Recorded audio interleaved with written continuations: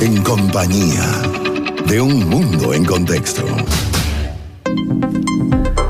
Y como es ya parte de la conversación, habitual durante estas últimas semanas, tenemos que hablar del tema Brexit, sobre todo después de este fin de semana.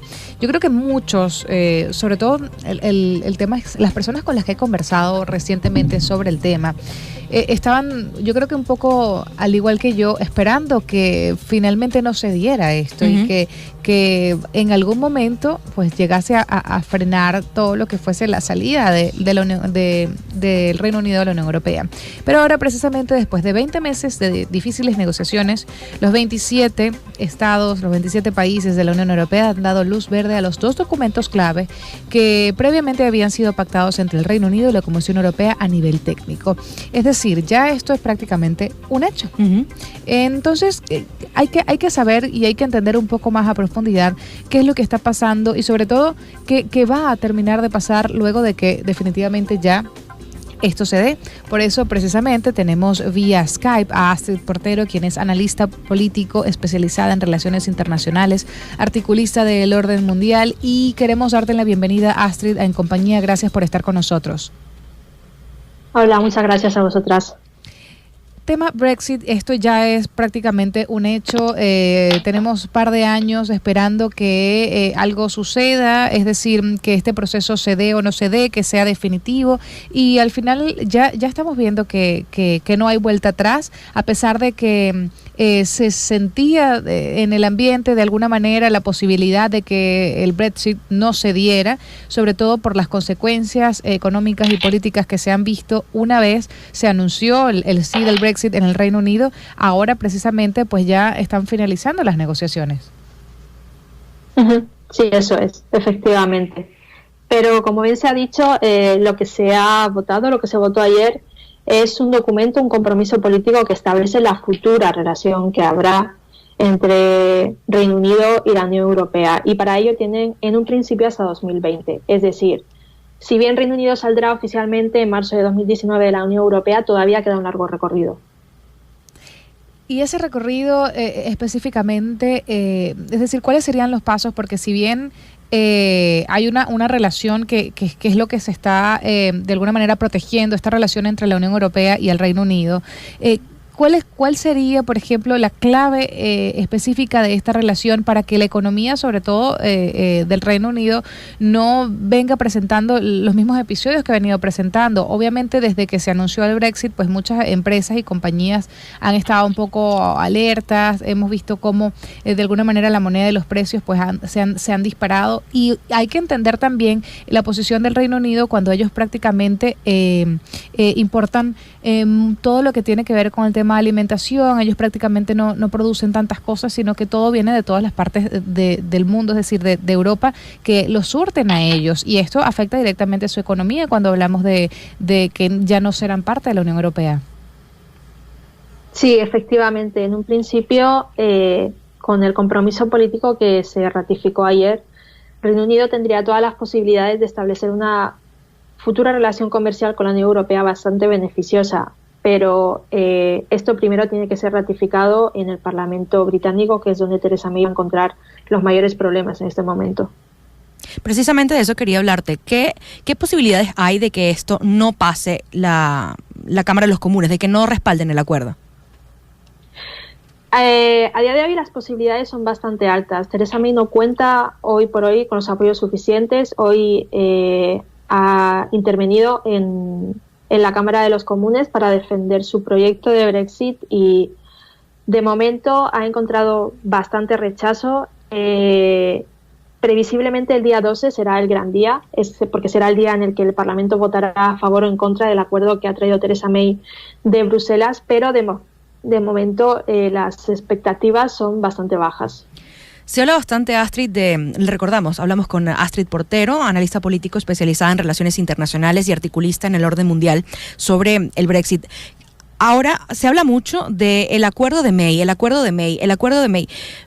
¿Este acuerdo de May podría seguir perfectamente sin ella, o están esperando en la Cámara de los Comunes, o al menos sus rivales políticos, deshacerse de ella como figura principal del Brexit para llevar a cabo ellos un plan nuevo?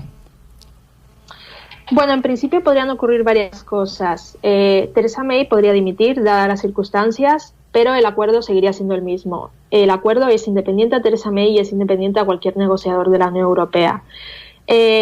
Otra cosa muy distinta es que quizá los conservadores quieran cambiar la aritmética del Parlamento convocando elecciones para que cambie la aritmética del Parlamento y tenga quizá una luz verde. Pero de momento el acuerdo que hay es independiente a quien gobierne.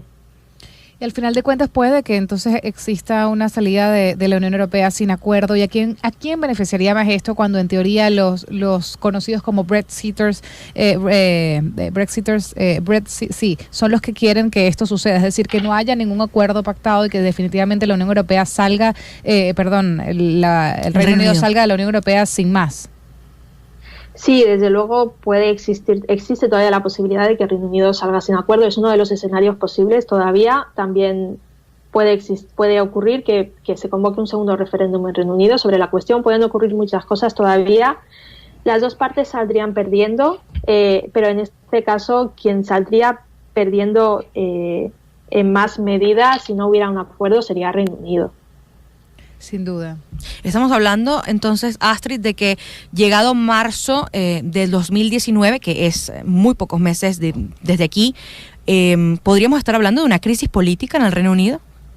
Sí, desde luego. En 2019, marzo de 2019 será la fecha en la que el Reino Unido dejará de ser oficialmente un Estado miembro de la Unión Europea. Pero hasta finales de 2020, Reino Unido se mantiene bajo la influencia de la Unión Europea y continúa con sus obligaciones en todos los aspectos, que esto es una de las cosas que más le va a costar a Theresa May pasar por el Parlamento.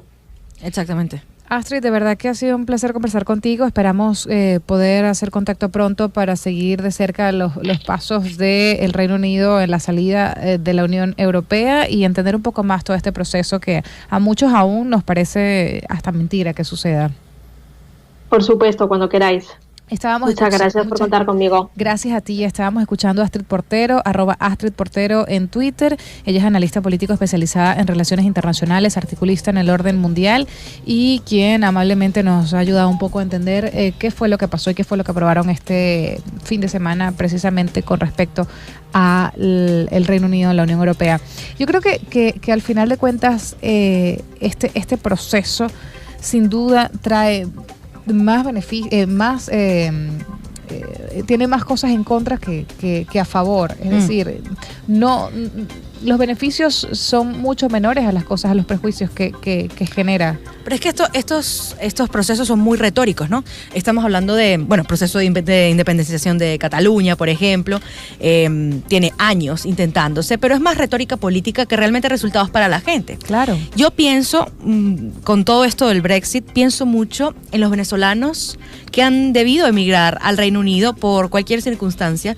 ¿Cómo se estarán sintiendo? A lo mejor sería, no sé, al menos curioso, interesante hablar con alguno de ellos para saber cómo viven este proceso, porque es como, empecé de nuevo en otro lugar y ahora me va a tocar adaptarme a una circunstancia que no tenía prevista, al menos en el futuro próximo. Y además que obviamente lo que significa las leyes de inmigración, sí, en ese sentido también están cambiando, porque obviamente al salirse de la Unión Europea son muchos los factores que cambian.